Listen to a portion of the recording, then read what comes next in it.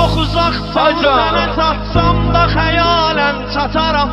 Çox uzaqsan, sənə çatsam da xəyalən çataram.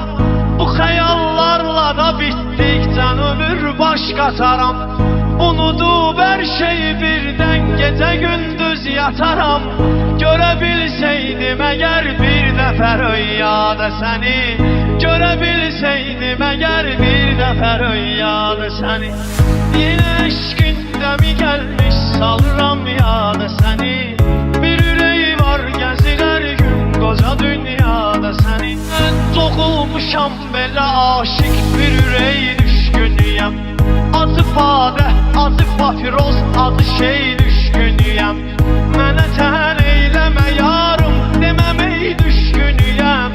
İçirəm yanıma xəyalən gətirir badə səni. İçirəm yanıma xəyalən gətirir badə səni. Zamanın məktubun aldı, oxuyub duydu dərin. Zamanın məktubun aldı, oxuyub duydu dərin.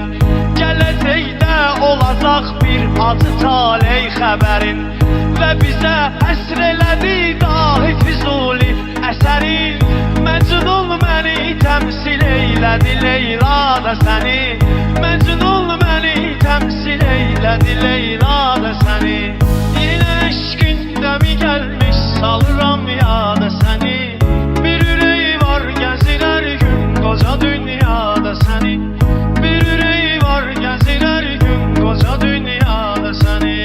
Çox uzaqsan, sənə çatsam da xəyalən çataram. Çox uzaqsan, sənə çatsam da xəyalən çataram.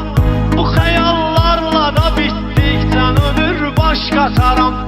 Unudub hər şeyi birdən gecə gündüz yataram. Görə bilsəydim əgər bir dəfə rüyada səni. Görə bilsəydim əgər bir dəfə rüyada səni.